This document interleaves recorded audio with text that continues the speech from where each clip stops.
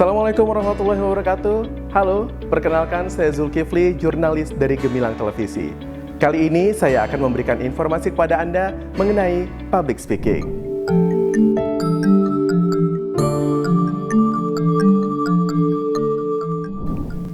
Beberapa di antara kalian mungkin hingga saat ini masih ada yang merasa gugup ketika diminta untuk maju ke depan, entah itu untuk presentase, pidato, maupun memberikan pengumuman. So, jika kalian termasuk ke dalam golongan orang-orang yang masih mengalami masalah demikian, maka hal yang perlu kalian pelajari dan yang perlu kalian lakukan adalah belajar mengenai kemampuan berbicara di depan umum atau public speaking. Nah, public speaking menjadi hal yang krusial ketika kita sedang diminta untuk melakukan hal-hal seperti yang telah dijelaskan tadi. Karena dengan kemampuan public speaking yang baik, kita mampu meyakinkan audiens ataupun masyarakat yang hadir, baik itu guru, dosen, maupun teman-teman kalian. Pertama-tama, tentunya kita harus mengenal lebih dulu apa itu public speaking. Public speaking ini pada dasarnya didefinisikan sebagai sebuah kemampuan yang dimiliki oleh seseorang untuk menyampaikan atau mempresentasikan secara lisan suatu masalah atau topik di depan khalayak orang ramai. Sementara menurut para ahli, public speaking ini adalah sebuah seni berpidato atau berkomunikasi dengan audiens secara lisan. Mungkin semua orang ketika diminta untuk berbicara di depan umum pasti mampu melakukannya. Tetapi tak semua orang ketika melakukan public speaking bisa diterima dengan baik oleh audiensnya. Nah, seorang public speaker yang baik nih pemirsa biasanya menyampaikan informasi yang jelas dan bisa dipahami oleh audiensnya. Public speaking merupakan salah satu contoh dari soft skill atau kemampuan di luar akademik. Kemampuan berbicara di depan umum ini sangat penting diasah sejak usia dini. Pasalnya berbicara di depan umum akan sangat dibutuhkan di dunia kerja ataupun kehidupan kita sehari-hari nanti. Meski sama-sama berbicara di depan umum, tetapi public speaking memiliki tujuan-tujuan yang berbeda. Di antaranya, pertama, menyampaikan informasi. Berbicara di depan umum tentunya bertujuan untuk menyampaikan sebuah informasi. Informasi-informasi yang disampaikan itu bisa dibawakan dalam berbagai macam pembahasan, mulai dari pengumuman, pidato, sampai dengan berita terkini. Yang kedua adalah dengan memberikan motivasi. Pernahkah kalian menyaksikan sosok motivator seorang Mario Teguh? Mario Teguh ini merupakan salah satu contoh public speaker yang handal karena Mario Teguh mampu untuk memberikan motivasi kepada audiensnya dengan kelugasannya dalam berbicara. Motivasi ini pada dasarnya bertujuan untuk meyakinkan dan mengubah sudut pandang bagi audiens yang mendengarkan. Yang selanjutnya adalah meyakinkan audiens. Public speaking untuk meyakinkan audiens ini sering digunakan dalam konteks berdagang atau mempromosikan sesuatu. Pernah melihat pendiri Apple Steve Jobs ketika mengumumkan produk terbaru Apple di Apple Event? Nah, Steve Jobs ini merupakan salah satu public speaker yang baik karena ia mampu meyakinkan orang-orang di seluruh dunia mengenai fitur-fitur dari produk Apple agar mereka yakin untuk membeli produk tersebut. Tujuan berikutnya adalah menghibur audiens. Public speaking juga digunakan untuk hiburan. Contoh yang paling nyata adalah stand-up comedy. Stand-up comedy membutuhkan kemampuan public speaking yang baik agar materi kelucuan yang disampaikan bisa diterima audiens untuk ditertawakan. Tujuan selanjutnya adalah mengendalikan suasana. Suatu acara akan terasa lebih hidup jika memiliki public speaker yang baik dan mampu mengendalikan serta menciptakan suasana acara tersebut menjadi lebih rapi dan tertata. Adapun manfaat dari seseorang yang memiliki public speaking yang baik diantaranya, pertama, meningkatkan kepercayaan diri. Dengan memiliki kemampuan public speaking yang baik, nyaris dipastikan kita tidak akan gugup lagi ketika dihadapkan oleh audiens, sebab kita sudah tahu apa yang akan kita bicarakan. Yang kedua, mudah bergaul. Tak hanya di bidang profesi, public speaking juga bermanfaat untuk kehidupan sosial kita sehari-hari. Biasanya, public speaker yang baik ini mampu membuka pembicaraan terhadap lawan bicaranya, meskipun sebelumnya tidak saling mengenal. Yang ketiga, membangun relasi. Dengan public speaking yang baik, kita bisa dengan mudah mengenal orang lain dimanapun kita berada, karena cara berkomunikasinya mampu membuat orang lain merasa nyaman. Yang keempat, mudah berbisnis. Seperti yang dijelaskan, tujuan dari public speaking ini salah satunya adalah untuk meyakinkan audiens. Artinya apa? Bila kita mudah untuk meyakinkan audiens, maka kita akan lebih mudah pula untuk melakukan bisnis. Nah pemirsa, demikian informasi dari saya mengenai pengertian, tujuan, dan manfaat dari public speaking. Informasi mengenai public speaking lainnya akan disampaikan rekan saya Zen Arifah. Sampai jumpa, terima kasih.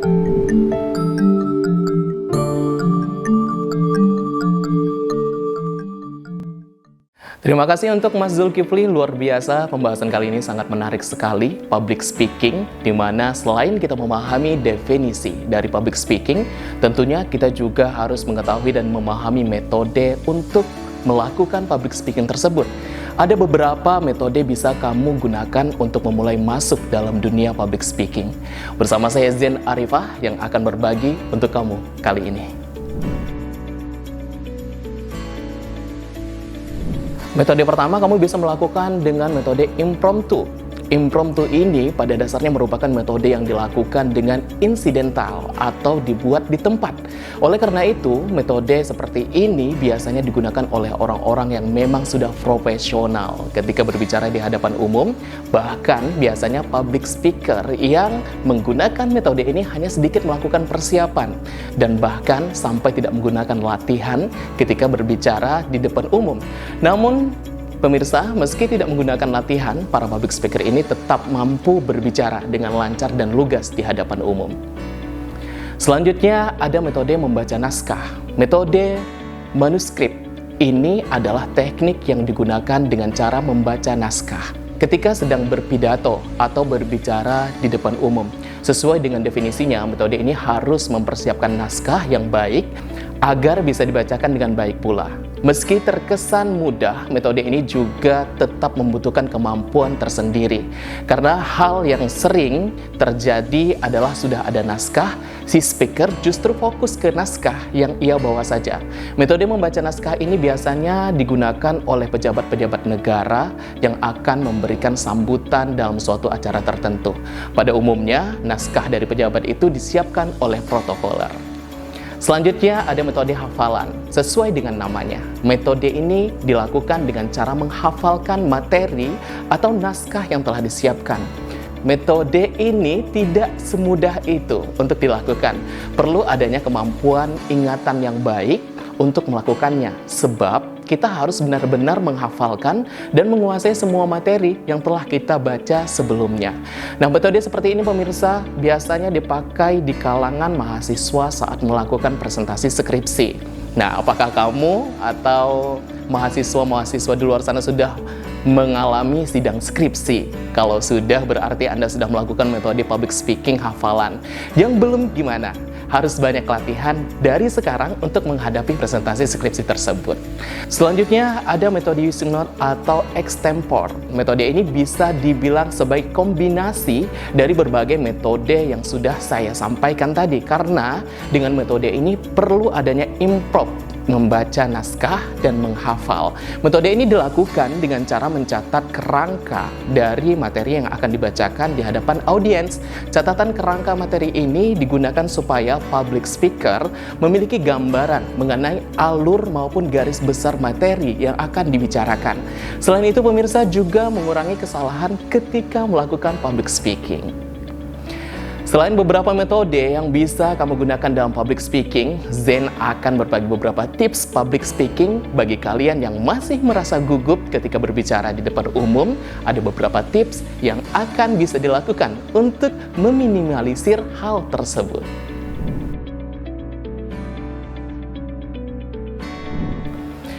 Yang pertama adalah latihan berbicara di depan kaca. Latihan berbicara di depan kaca diyakini menjadi salah satu metode yang baik untuk melatih kemampuan berbicara.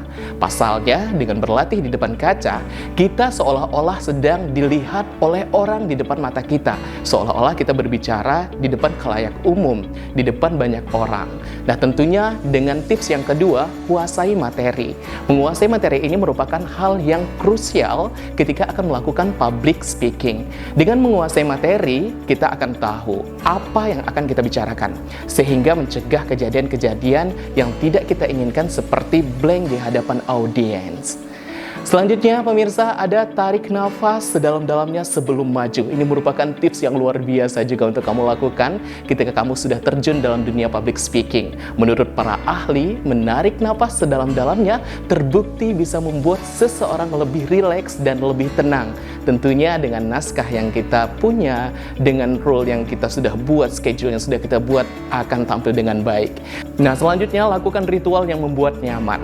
Ritual dalam hal ini adalah kebiasaan yang membuat kita tidak gugup. Setiap orang pasti memiliki metode yang berbeda dalam hal ini. Misalnya, mendengarkan musik, berdiam diri, berbicara dengan orang lain atau yang lainnya. Gugup sih biasa ya untuk kita hadapi, itu manusiawi. Memang harus merasakan sedikit gugup, itu adalah sensasi yang luar biasa untuk para public speaker.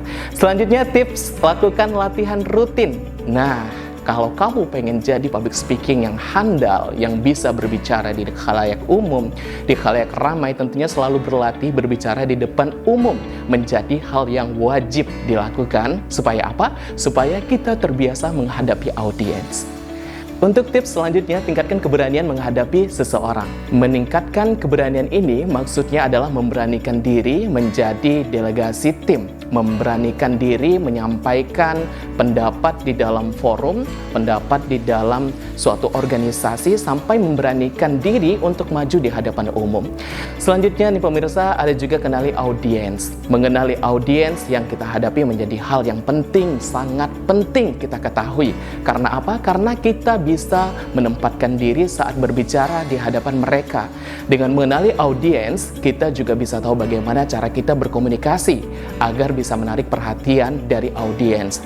Karena setiap audiens dalam public speaking itu pasti berbeda-beda. Ada tingkatannya untuk anak-anak, terus ada tingkatannya untuk setara umur kita, ada juga tingkatan umurnya di atas kita. Bagaimana kita membuat suatu dobrakan, membuat suatu presentasi yang sangat menarik sesuai dengan audiens kita. Karena nggak mungkin gitu ya, kita audiens para orang-orang yang berumuran, kita menggunakan speed yang lebih cepat, terus kita menggunakan bahasa-bahasa yang kurang mereka pahami. Jadi kita harus memastikan dulu audiens kita ini siapa. Jadi apa yang kita sampaikan pasti terrealisasi dengan baik ya. Nah, itu dia beberapa tips yang bisa kamu lakukan untuk memulai dalam dunia public speaking.